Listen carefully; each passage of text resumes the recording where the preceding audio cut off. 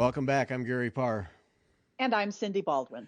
And you're listening to the Midweek version of Fiber Talk, the twice weekly podcast for needlework artists. Yes. So you're doing one of the things when we do these shows is we get talking ahead of time and we start talking about stuff that should be in the show. So I cut you off so we could record the story. So we're recording Tuesday. So you're doing Stitch in Public tonight? Yes, for our local chapter, the Blue Ribbon chapter of the American Needlepoint Guild, we've been once a month, three of us usually, stitch at a library. And we switch between Coralville and North Liberty. So they're right next to each other, right next to Iowa City. We haven't done Iowa City because it's downtown and it's hard to get down there and park. But so we stitch in the evening or on a weekend when hopefully there will be adults in the library. You never know. And all we're doing is we're not, trying to grab people and say, come over and look at what we're doing. We're just, sitting and stitching and chatting. And if people come by, we show them what we're doing and tell them, a little bit about the guild and what we do. And, so, 2 or 3 hours. Our chapter does that in several locations. We have a lot of members up in Cedar Rapids, which is 20 miles north of where I live. And so they do Stitch in Publics at the Cedar Rapids Library and at a craft store and the National Czech and Slovak Museum and Library. Oh.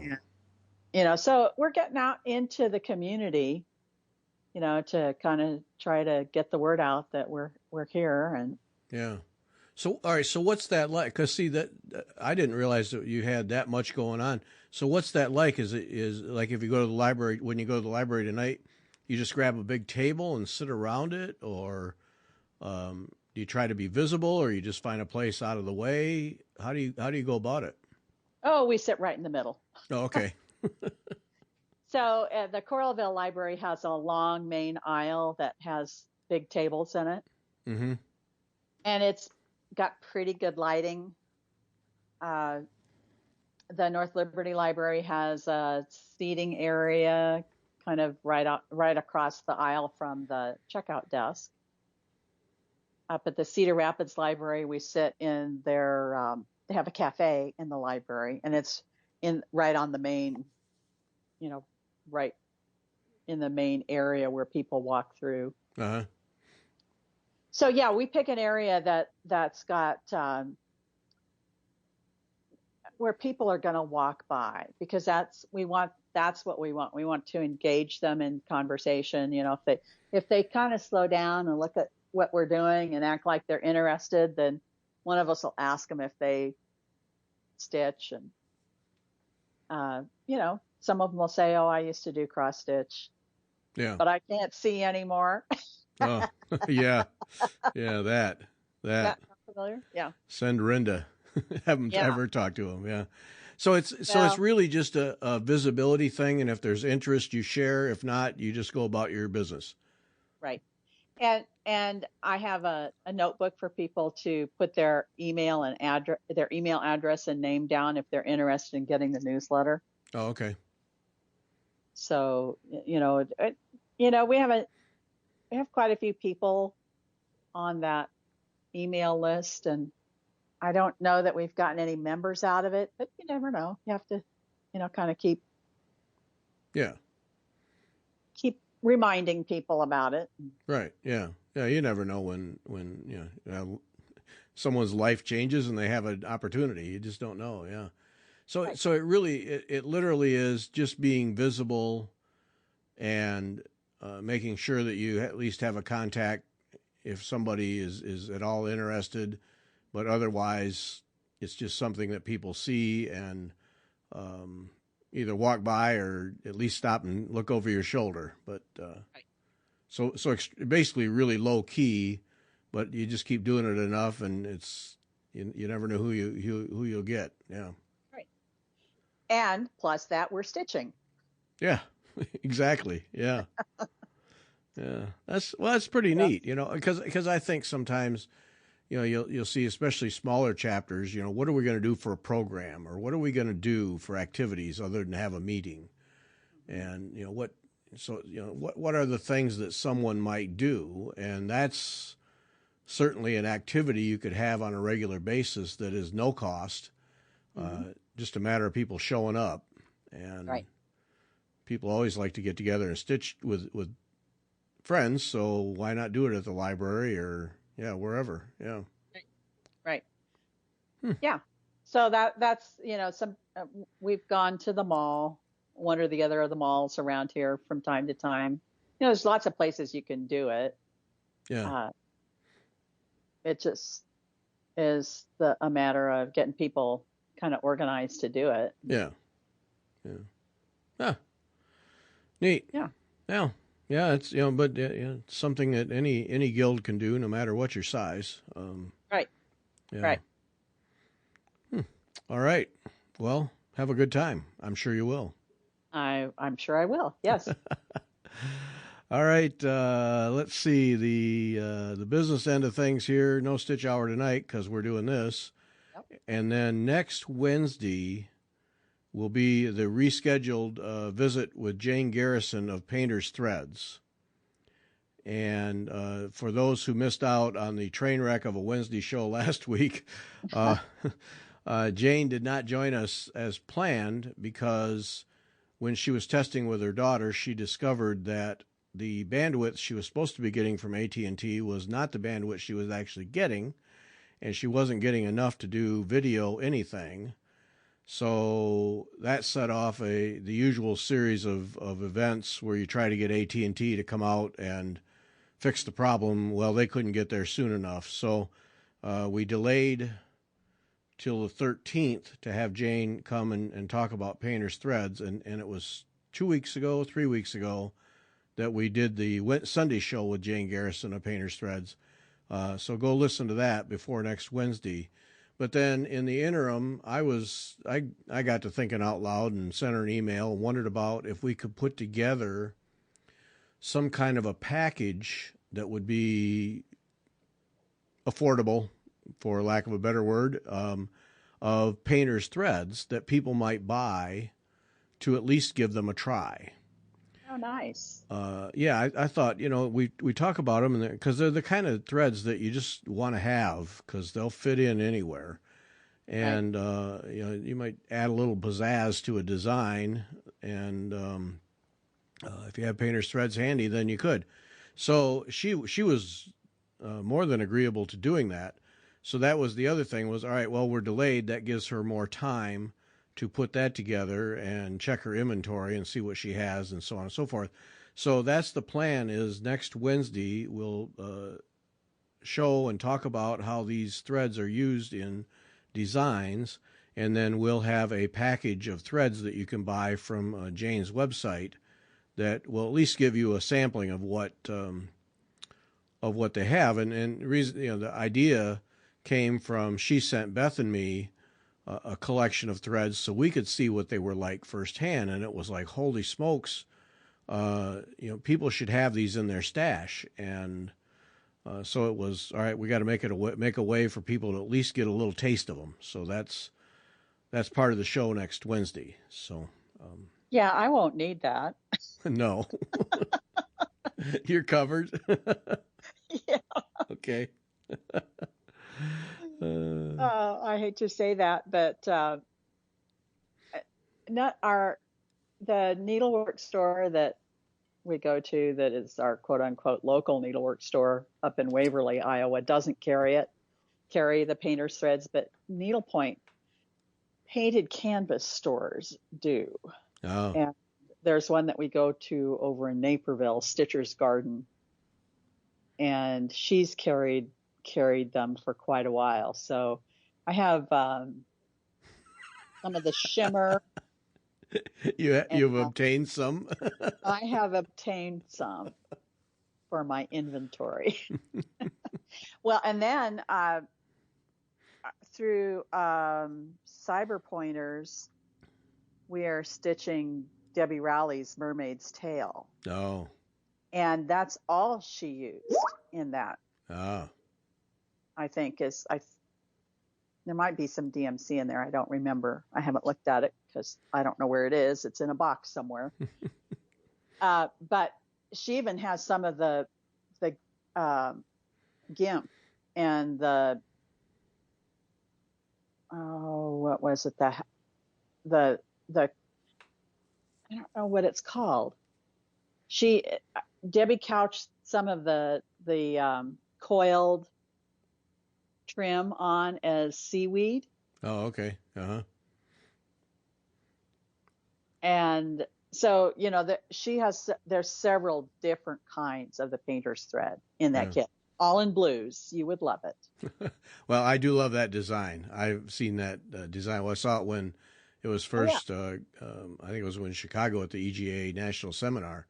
Right. And I couldn't believe it was Debbie's because it's so different for her. Mm-hmm. But it's a terrific design. It really is. Yeah, I am looking forward to getting started on it, but like I say, I need to find it. Yeah, that'd be a good start. Well, yeah, and you just moved, so good luck to you. Yeah, well, I'm making progress. I've got a big pile of empty boxes in my studio. Okay. But I haven't gotten to the box that had that in it yet. Yeah, I've seen your movie, so okay, I'm cheering for you from St. Louis. Yeah. Mm-hmm. Yep. Been there, done that. Yep, on your side, but unable to participate. Sorry. So Jane will be with us next Wednesday. Now, if you were attempting to listen to the show this past Wednesday, thanks to those who hung in there, but it was a technical train wreck. And we had just all kinds of problems. And right after the show, I did a lot of research. It was a long night, and picked up a piece of equipment that I think has solved the problem. We've done a couple of extended tests and it's solved the problem. And it's performed flawlessly since then. So I hope so, because it cost enough. But I just can't have another show like that. And the other part that came out of it is the software we use for the live shows, a recent huge upgrade to that. And one of the benefits was it allows you to send the signal for the show to multiple destinations, where up till now it's just been Facebook or YouTube for us. Well, now, and this was one of the things we tested, now next Wednesday we'll be sending the show live to Facebook and YouTube, so 2 places. So if YouTube is not your thing and you're more comfortable at Facebook, as long as you like or follow the Fiber Talk page, you'll be able to get it on Facebook too. So that'll be good, I think. Yeah. Should reach more people. I hope so. But so it's a good thing. Well, 2 good things came out of it. One, I think we solved the problem, and the other is another channel to find it on. So join us either way, Facebook or YouTube, next Wednesday, 8 o'clock Eastern Time with Jane Garrison, and that'll be fun. Yep. Yeah. September 10, that's this Sunday, Lucy Newman of LJN Studio.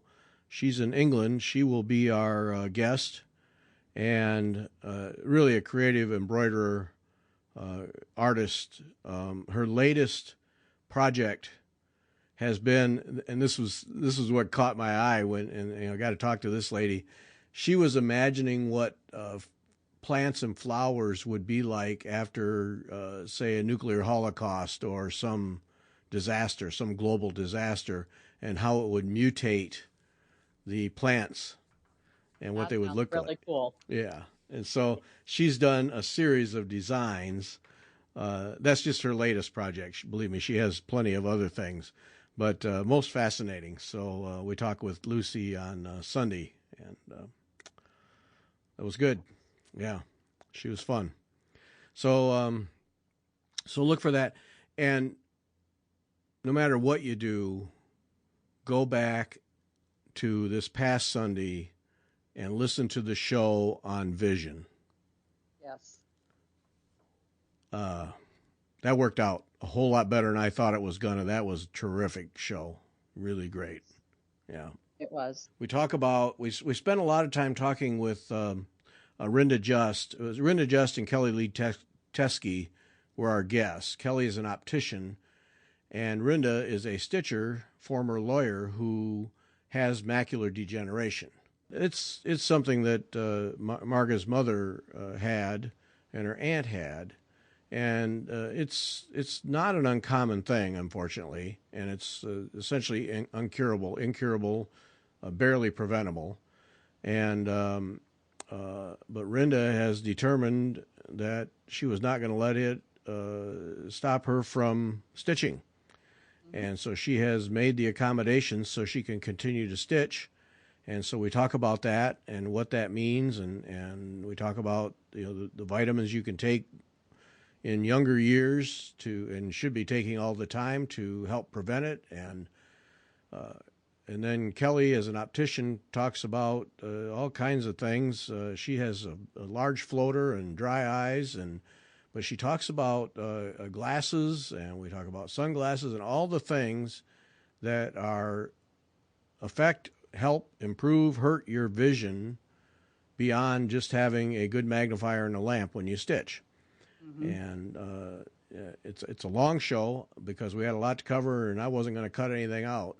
But really, really happy with the end result, really proud of it, and really huge thanks to Cyber Pointers for sponsoring it, and Sassy Jacks along with that, but also to Rinda and Kelly for offering all kinds of information. And Rinda is so open about her macular degeneration and sharing what her experiences are so others will know.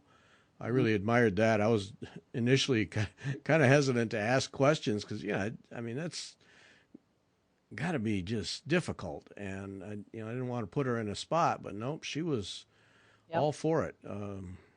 So it was good. Yeah. Yeah. Mom had macular degeneration too. And whenever people say, oh, I quit doing it because I can't see it, I'd tell them, yeah, my mother has macular degeneration and she's 91 years old and she still stitches every day.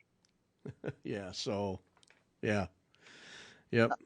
Yeah. It really comes down to whether or not it's something that's really important to you. Yeah. Yeah, it really does. If it's something that's really important to you, you'll make accommodations, whatever you need to do, whether it's extra lights like Rinda said, or special glasses or whatever it is, you'll figure out a way to do it. Yeah.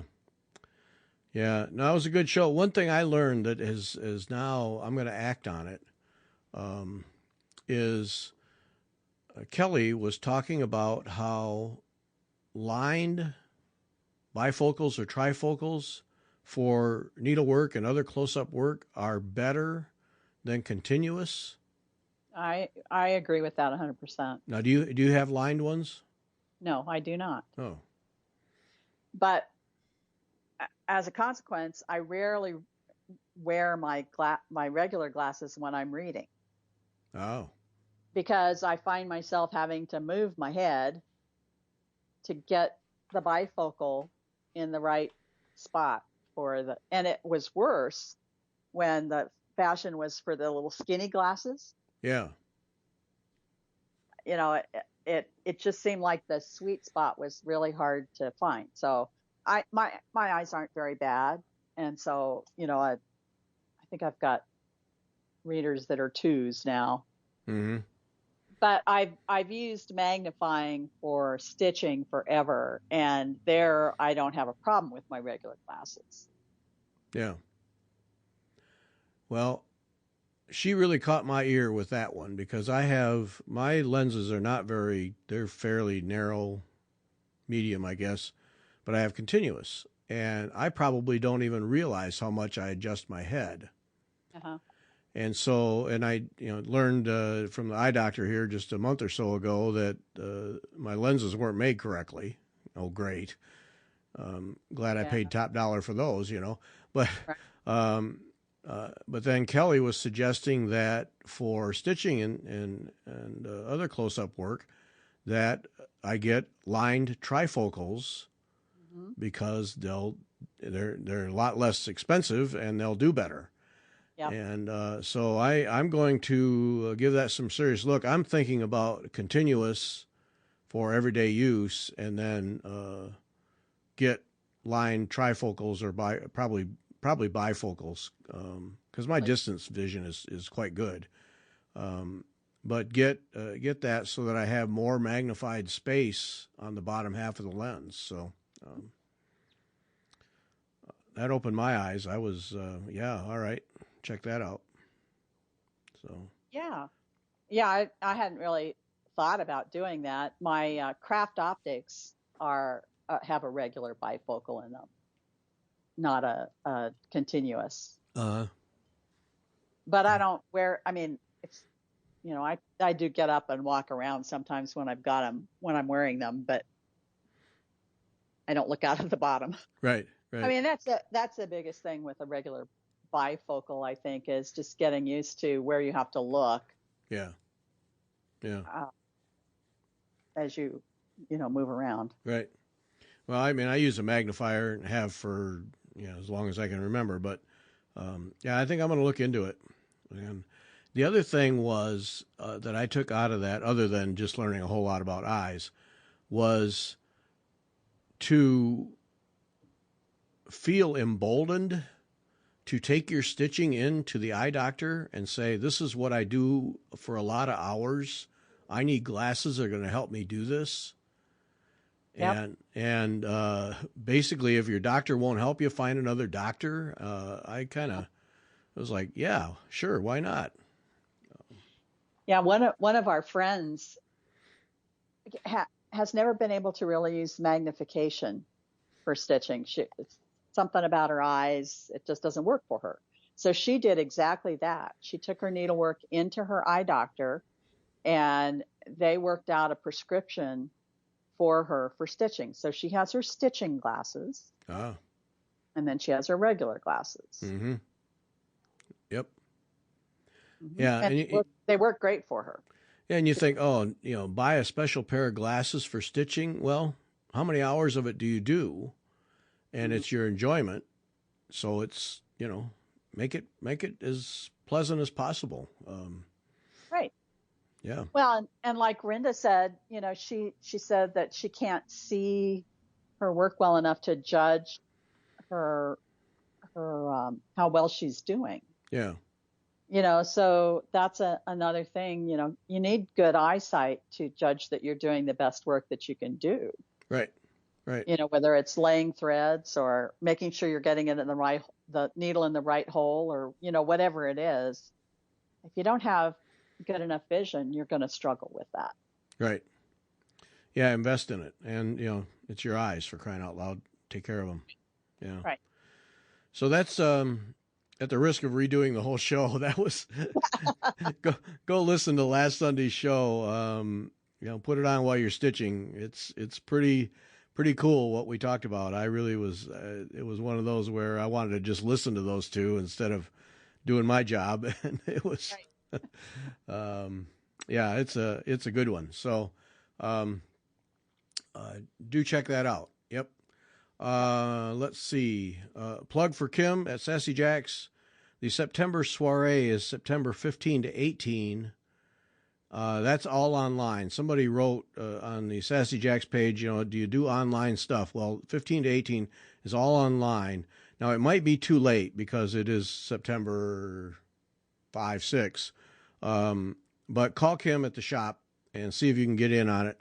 I know there's swag bags that go with it, and she may not be able to get that together for you, but the soiree is the 15th to 18th, and Beth's done it at least twice and really enjoyed it. So I wanted to do it this year, but I can't. I got other stuff in the way. I always have stuff in the way. So anyway, check that out, but call the shop because it may be too late. But if you want to do something online, Kim's got quite a little program lined up. And then October 3 to 8 is the Jackie Duplessis workshops. There's 4 of them. You can find out all that on the Sassy Jacks Facebook page. So check that out. Don't miss those. Those are pretty cool. And those are live. You travel to North Carolina for those. So, yeah. And then EGA, now they've been doing a Fiber Talk 5. So Fiber Talk and the number 5, all one word, to get $5 off of one of their lectures, their virtual lectures, which are excellent. Every one of them has been excellent. And that was a once a month thing, and then they didn't do it, and then now they've just made it a permanent thing. So you can sign up at Fiber Talk 5 now, here we are, second week, and I didn't think to check. I don't know if you can do it continuously, or if you do it once and then there's a check mark next to your name and you aren't allowed to do it again. But regardless, Fiber Talk 5 gets you at least one virtual lecture for free, and they're only $5 anyway. So check that out, but use that Fiber Talk 5 and you can do it on recorded or upcoming ones. It doesn't matter. So check that out. And I will just reiterate to the EGA people, give us an annual cost so we can just sign up for all of them. I'm all in. I think that's a great idea. But you do have to be an EGA member. Right. Yes. Thank you. Which, why not, Right. Absolutely. Yep. So, yeah, you have to be, but you should be. Yeah, that's how that works.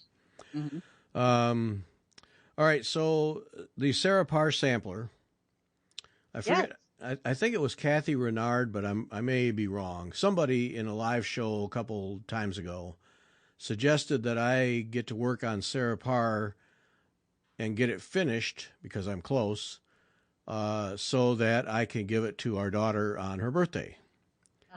And her birthday is the end of October. And so I thought, hey, I can do that. You can do that. And so I've been plugging away at it. And last night I got to putting the border in across the bottom. It's like, yes. Because I just do the borders as we go. Yeah. So all right, I'm going to finish the border off. Okay. And I'd done some preliminary counting to make sure I wasn't going to have trouble somewhere. So I finished the border off, and I get to where it meets. So I gone in maybe 30 stitches from the left. And then I went over to the right, where I was still some of the right side, brought that down, came across the bottom, got all the way over to where they meet up. Cindy, I was a half a stitch off. Half a stitch. I couldn't believe it. I thought I had it. I was checking as I go, so I wouldn't be 3 stitches off or some weird thing. Half a stitch off. I couldn't believe it. So, no way I'm going back. I mean, it's a big sampler. No way I'm going back and finding that. That ain't happening at all for a half a stitch. And it was probably one of those really thin linen threads, that I didn't see and stitched right over. Yep. So I finished it. I fixed it so you really can't see it, but 2/3 of the bottom are a half a stitch higher than the other. Okay, so the perfectionist in me, that kind of bugs me. Yeah. So then I overnight I had an idea. I woke up this morning. All right, I know where I can add that half a stitch, and you really won't see it, off on the right side, and move everything down the half a stitch. And so I have to tear out the bottom. And so I'm going to tear it out, and then it'll be the full stitch between the motif and the border that it's supposed to be. And there'll be this little half stitch over on the side that you really won't, you'll have to hunt for it. It'll blend into the border. Yeah. So, but yeah, I am going to tear all that out, because I gotta have that bottom, because visually, it's just a hair off. And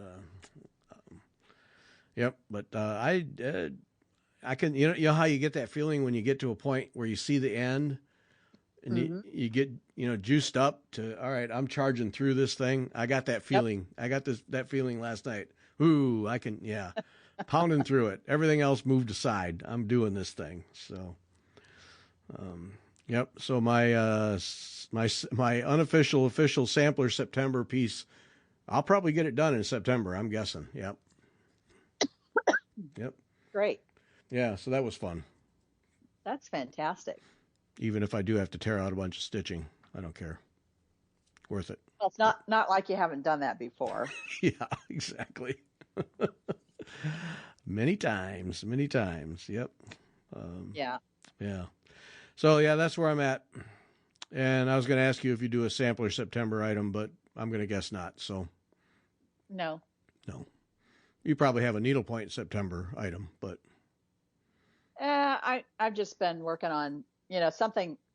I really haven't been doing much stitching because moving, right. but I do have a little project, that I, Yeah, that'll wreck everything, won't it? yeah, that I'm working on when we do the stitch in Publix. That's a little needlepoint thing Uh-huh. that, is something that's easy to carry around, and I don't need a whole lot of threads, and is big enough that I can see it without, magnification and all of that. Yeah, yeah. Now, I'll get there. It's just like we said before. It's a process. It takes a while to get everything out and organized. And yep. Yep. Yeah, the only thing you can do is keep plugging away at it. yeah, and I'm making progress. Now, I've been meaning to ask you. Now, are you setting up a room for stitching, or just a place to store stuff? What is your? I mean, because you got pretty much a blank slate when you moved in, right? Yes, the master bedroom is my studio. All right. Well played. The walk-in closet is the storage area. Excellent. All the threads and everything will go in there. Excellent. Well played. Mm-hmm. Yeah, I don't need a big bedroom. But you do need a big room for needlework. So yeah. Right. So I've got my desk in here. I've got some bookcases, and my sewing machine will go in here. It needs to have some refurbishment done to it. Mm-hmm. I'm going to put another table on a tabletop on top of some filing cabinets. So filing cabinet storage, and then the tabletop for, spreading fabric out and cutting it and whatever. Yep. Excellent. So well yeah, I'm making progress. Yeah. Yeah, having a table to spread stuff out on, that when I set up my room, probably the smartest thing I did was just surface area. Yep. Mm-hmm. Yep. Yeah, and I have a big desk, and I could use that, but I'd probably have to move stuff around. Right. If I wanted to cut fabric, and I don't really want to mess with that. I just want the desk for all my dusky stuff. Yep. Yeah, no, that's the table I set up that I keep it clean. It's empty right now. It's so nice to just I need a space, and you don't have to move half the things, and you just have a space. And yeah. Yep. If you're working on picking threads for a project, you can kind of spread out your color card, and yep. You have your threads that you're going to use, and yep. Yeah. Worth it. If you have the room. It would be that or the dining room table. Yeah. Which I could certainly do because I'm the only one here. Right. But then I'd have to take everything out to the dining room. Yeah. Yeah. No, it's so nice to have it right in the spot. Yep. Yeah. And I will have a chair in here to sit and stitch, and my magnifying lamp. Then I will also stitch out in the living room, probably with my craft optics. Mm-hmm. So once again, the whole house for stitching. Why not? Why not? Right. Yep. Why not? Yep. So, well, that's cool. Yeah. And a walk-in closet to store everything. Ooh. Yeah. Ooh. Please tell me it's not full before you even start. Well, it is full right now because I've kind of moved things piecemeal, and everything that I had moved into this room got shoved in the closet. Yep. When I had the place painted. Mm-hmm. I had to get it all out of the way. So right now, I can open the door and things don't fall out, but you can't really walk into it. I have to move things out to get in. But everything that's in there is needlework related. So once I get the table that I can pull stuff out and, start staging things on the table, then I can organize that. Yeah. That'll be the last thing I do. Yeah. Very cool. Very cool. Yep. Yeah. Having space like that. Yep. It's a real luxury, but it's Yeah. nice. Yeah, it really is. Yep. Yep. Interesting thing. Yvette Stanton, when we talked with Yvette a month ago or so, she was on the list to have classes at the upcoming World Needlework Convention in London. Uh-huh. And her classes got canceled, didn't have enough registrants, got canceled. And so she posted about it, and she called it her own mental pity party, but I saw that. but it was an interesting thing because it was her feeling at her lowest moment, I'm sure, that one of the reasons she did not draw people was because she doesn't have any formal training, i.e., she's not a graduate of the Royal School or some equivalent. And of course, is Yvette Stanton an expert in whitework of all kinds? Yes. Yes. Probably one of the leading experts in the world. Mm-hmm. So it just kind of caught my eye that she would think that's a factor, because it shouldn't be a factor at all. No. And then I started mentally going through how many people in different stitching techniques do we know who are very good, very talented, known to be excellent teachers, and are pretty much self-taught. Mm-hmm. A lot. A lot. Yeah. Yeah. And you don't think anything of it. So why would that even come up? I mean, the fact that it's in London and, the Royal School and everything, I suppose, becomes a factor. But, I just, she seems to have gotten past it. But it wouldn't enter my mind that, I'm not, she doesn't have formal training. I'm not taking a class from her. I wouldn't even think about it. I'd look at her work. And, I wouldn't either. Yeah. It would never even occur to me. Yeah. That it would be a criteria that, whether or not I would. Well, she was chosen to be on the faculty. Right. It's just, so, there is that. She made it past that hurdle. Right. So they obviously didn't care whether or not she had something from the RSN. Right. Yeah. Unfortunately, it probably was, maybe it was that people, I don't know, I didn't look to see what other offerings they had, but maybe people just didn't look at it closely enough to see how cool they were. Mm-hmm. Because with white work, you really have to look at it. Yeah. Or you already have to be, I love white work, I'm going to take anything that's white work. Or you have to be able to look at it and really understand. Well, the other thing is, if there's cut work involved, that scares the heck out of people. Yes, it does. Yep. So that would be my thinking. That would be where I would go before I'd go to, well, I don't have a degree from the RSN. Yeah. Yeah, I was surprised that she felt that way, and I was kind of like, well, I hope this doesn't happen very, very much, because, and the fact that it's in Europe, which, I mean, whitework is a very niche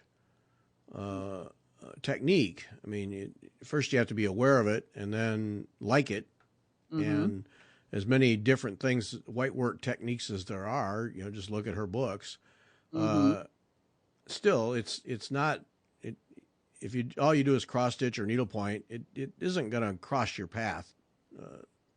Right. But in Europe, I mean, that's there's a lot of countries in Europe where whitework was and or is a significant technique, and so you'd think that there would be interest there. But right. Yeah, I just thought it was too bad that even entered her mind as a reason. Yeah. Yeah. So I don't know, but But as she said, people buy her books, so right, so right. there.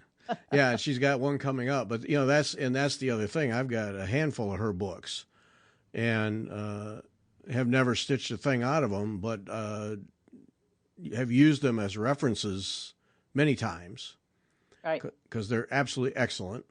I mean, her books are, I'm sure, a reflection of her teaching, which has got to be superb. Yep. And yeah, to own her books, I mean, everything is just beautifully laid out and explained, and they're very top quality books. I mean, they're the kind of thing you'd expect if you bought a needlework book. And, Right. So, and that's all. That's all I need. If I'm going to take a class from someone, you show me a book like that, and I'm in. Yep. Yeah. So I don't know. It just was kind of sad if that, in fact, was a factor in her not getting people in her classes. But Right. I don't know. Yeah. I don't know. All right. Overrated, underrated. Okay. Laying tools. Underrated. Yes. Agreed. And I think there's two things about that. One is people don't use them, and two is they don't know how to use them correctly. Mhm. Well, I shouldn't say that, because I think the way that I use it is correct. But Yeah, I'm sure everyone has their approach. right. So what I mean by correctly is that I use the laying tool to hold tension on the threads as I bring them up through the ground cloth and then also down through the ground cloth. So I kind of hold them with the laying tool right from as soon as I get the thread up high enough so that I've got some tension on it. I hold that with the laying tool, and then the thread goes over and down, and so I'm kind of pushing against the fabric Mm-hmm. with my laying tool so that I've got tension on those threads that have come up through, especially if I've already kind of got them in order. I don't want them to get twisted. Yep. And then pull it down and holding that tension all the time. Yeah. Yeah, I'm way underrated for very much the same reason. When I'm doing any kind of needlepoint, which is primarily counted canvas, I have one in my hand all the time. Yeah. Because I just like you, I am forever using it to maintain tension, or if I'm doing one of those, Jessica or Walnetto or something, to hold things in place so they don't slip back. Right. Right. Especially if you're using like a Kreinik braid. Yeah. Or a ribbon, Yep. neon rays or something. Or even, 6 strands of thread. Yeah, even that. Yep. Yep. Because people think about them as, well, that's just something I would use as if I am doing satin stitch. And yeah, that would be one use, but right. Not by a long shot all the uses. Yeah. No, I have well, actually I have the Jacobari. How do we say that? Takabari. Yeah, the long metal one. That's that, to me, that's essential tool. But then I like a wooden laying tool better. Yeah. Because with my Takabari or anything that's really sharply pointed, I tend to snag other threads with it. Mm-hmm. With the wooden laying tools that aren't quite as pointy, I do better. Yeah, we should get in the same room, because I have the Takabari, which I use quite a bit. But then I have 2 wooden ones. One is a small wooden one, like it's 3 inches long. Yep. And I use that a lot, particularly for that same reason. If there's potential that sharp thing will snag threads, I go to the wood laying tool and use that, because it's much gentler on the threads. Yeah. Yeah. Mm-hmm. You know, crazy. Last night I had to start a new skein of silk, Uh-huh. and it's that Krynic silk mori. That you Never, love? never again, ever. But it was, you know, the skein was knotted where the two ends came together. Mm-hmm. Wooden laying tool, stuck it in there, undid the knot, didn't snag up the silk, Right. and off I was, you know, off and running, cutting the lengths. But I think people don't appreciate what those are. Um, Yeah, you can use it to open up a hole if you're doing eyelets. mm-hmm. Yep. You can use it to open the hole up, whether you're on linen or on needlepoint canvas. Just, poke it through there to open that hole up a little bit. Yep. Uh, I use mine to open up knots on, watercolors and other kinds of threads that come that way. It's a good tool to use. Yep. Yeah, I think everyone should have them. I don't care what you use, even if you just do cross stitch. You know, because they're if you're doing 2 or 3 strands, and you're laying the top, you know, you're railroading or laying the top thing, that comes in handy for that. Yeah, too many ways to use it. Everybody should have at least one. Yeah. Mm-hmm. And and it could be a trolley needle or Mm-hmm. something that you hold. There's any number of them. They come in all different kinds of materials and sizes and lengths, and Yep. you can find something that works for you. Yeah, I bought one of those. Go ahead. Oh, you can use an awl, AWL. Yep. That you can get one at Joann's. Actually, I kind of like those. They have a nice handle on them, but they are pointy and sharp too. So I'm careful with that. Mm-hmm. When I first started learning how to do that, I used a big needle. Yeah. And I used the eye end of the needle, Mm-hmm. not the pointy end of the needle. Mm-hmm. I've heard people use collar stays. Yeah. Which most people probably don't know what those are anymore, but you can get them at the Needlework at the big box sewing stores. Yep. Small knitting needles. Small knitting needles. Yep. Yep. Those will work. Yeah. Mm-hmm. Yeah. I went crazy one time and bought one of those African porcupine quill laying tools. Uh-huh. Yeah. Yeah. It's a cool thing. I don't like it, but it's a cool thing. Well, and this is part of the problem of buying stuff online. You never really know what's going to work for you, but it's cool. Yeah. And do you display it? Nah, it's just stuck in a jar with my scissors and other things.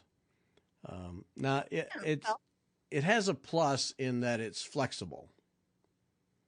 Okay, so sometimes that's a plus, but it's too long. I don't like long laying tools. Yeah, it's like this big thing I have to manipulate, and it's like, forget it. I just showed it.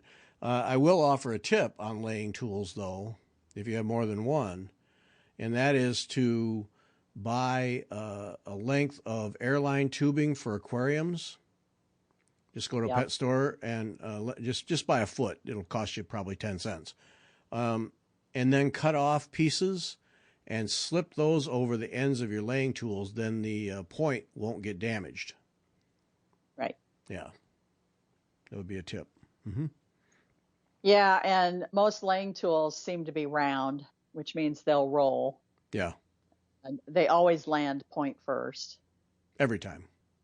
Uh-huh. Yep. So if you can figure out a way or someplace to put it so it's not going to roll off the table or whatever your working surface is, that's always a good thing. Yep.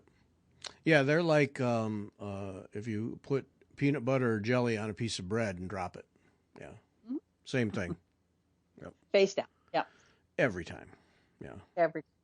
Law of averages says it'll be 50-50, but no, I guess every time. Yep. Mm-hmm. So, all right, laying tools, way underrated. Okay, now this one was kind of This might just be one of my quirks. Tweezers.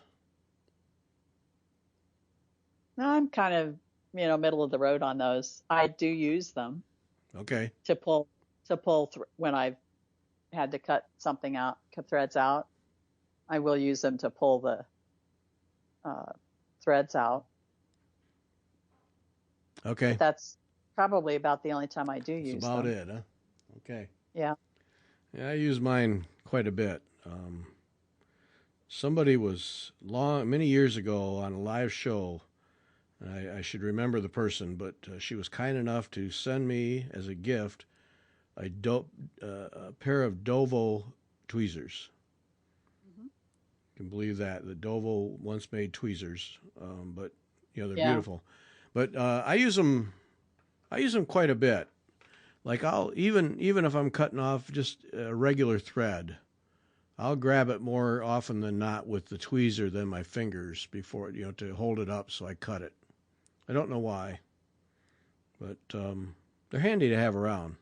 A good pair of tweezers. Well, and if you're doing cut work, hardanger or white work, where you're cutting threads and withdrawing them, then a good pair of tweezers is really, really invaluable. Yeah. That's it's one more tool to have in the old weapon box there. Mm-hmm. Right. Yep. Okay. Yep. Now this one came up because it's cross-stitch charts that are printed in color. Mm-hmm. And somebody posted on one of the Facebook forums that she preferred cross-stitch charts that were in color, and she was working on a piece that was a black and white chart. And so she wondered what people used to color their charts. And my initial reaction was, not initial, but always is, I just don't care for the colored charts. I'd rather have it just be black and white. Me too, 100%. Okay. And part of that is because I mark off the stitches as I do them. Yes. And if your chart is colored, then, the average highlighter or colored pencil is not going to show up. Yep. You almost have to use black. Yeah. And then you can't, if for some reason you have to go back, take something out, then you've covered it up and it's black and you can't see it. Yeah. I've never really liked the colored charts. Yeah, I never have either. The color, it just gets in the way visually to me, and I do too. I mark off as I finish. I mark them off, and color over color or whatever, because I use those Crayola retractable crayon things, and I bought them. Karen Kluba suggested those, and I bought them, and I thought, I have all the colors here. I can mark off a section in the kind of the color that it is. Nah, I just take one. I just use one and just mark them off. It was just whatever. But I don't like when they're colored in. I don't like what happens when you blow them up so you can see them. Right. It just it drives me nuts. So some of it might be what you started with. Mm-hmm. And color charts weren't available when we started doing cross stitch. It was all black and white. Yeah. Yeah. But if you started with a colored chart as you were learning, that might be easier for you just because that's what you're used to. Yeah, I suppose. Yeah. Yeah. Well, for us who've been doing it for a while and didn't know anything at the beginning, way overrated. Right. Yeah. I think so too. Yep. All right. Adjustable stretcher bars. Underrated. Mm-hmm. I love my Evertights and the other ones too that I forget what they're called. Adjust-A-Frame? Frames, yeah. Yes. Mm-hmm. I haven't bought any from the new guy. I haven't either. No. But excellent. The older Gary Kaufman was the guy. Excellent. Yeah. No, I mean, obviously people have done it with conventional stretcher bars for decades, but when they're adjustable like that and you can get your canvas as tight as you want it, and keep it that way. I don't know why you go back to old conventional ones. I threw all mine away, my old ones. I just got rid of them. I still have mine and I use them, but because I had so many of them, and I didn't want to buy all new ones. But I do if I know I'm going to be working on a project for quite a while, if it's a bigger project, I'll use the adjustable ones because of the fact that if the canvas stretches or it loosens up a little bit, I don't have to take it off and restretch it. Right. Yeah, I am kind of lazy about that. I hate doing that. I do too. Yeah, it's just a pain in the butt. That's time you could be actually working on the project, and you got to take it off, and I don't know, 20% of the tacks break, and and another 10% are bent, and you stretch it back, and you get all this monkeying around. Where with the adjustable ones, you just tighten the screw a little bit, and off you go. Yeah, and folks use lots of tacks. When you mount those things, use a lot of tacks. It's worth it. Yeah, definitely. Yeah. I mean, if you're using regular stretcher bars, it's going to hold it longer. It won't loosen up as rapidly as if you're just using a few tacks, which, when I started, I didn't know any better. I probably didn't use as many tacks as I should have. But I don't think you can use too many tacks.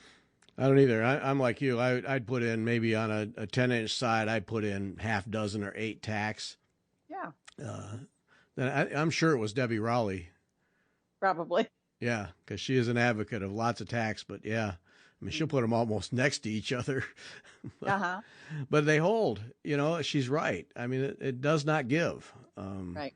It's worth it. Yeah. Work from the center out. Yep. Yeah. Side, yep. Yeah, I think adjustable stretcher bars, I would suggest that once you try a set, you don't care to go back. And I think you've said this before, maybe I heard it someplace else. The stretcher bars are going to be usable forever. Mm-hmm. I've maybe broken 1 or 2 in all the years I've been doing this, and they weren't well made. Now, I'm not talking about the adjustable ones. I'm talking about just plain old ordinary stretcher bars. Yeah. It's inexpensive wood. They're not finished really nicely. Right. But you could put tacks in them.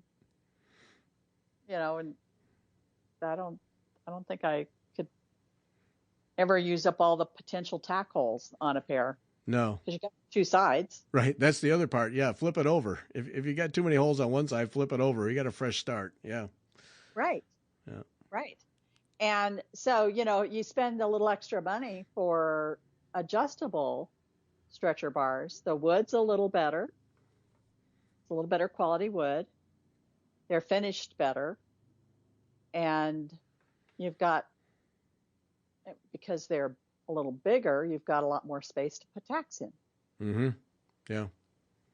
Yeah. No, I think there's, I've seen posts where the perception is that you buy a set of stretcher bars and then once you're done with that project, then they're done. Yeah. And, no. No. They're like scroll frames or embroidery hoops. You buy one and you just use it till it completely falls apart in your hands. Yep. Which is going to be a long time. Yeah. Yeah. Definitely. Yep. So, all right. Underrated adjustable stretcher bars. Okay. All right. That's going to be it. Okay. That's all we got. Well, we got more, but time. We're running out of time. Time. All right. So, Sunday is going to be Lucy Newman. And then next Wednesday, be sure to join us on YouTube or Facebook, either one, for Jane Garrison, Painter's Threads. You're going to want to see that one because that's a line of threads that you want to get your little hands on. Mm-hmm. Yep. I think that's it. All right. Thanks for listening. Bye.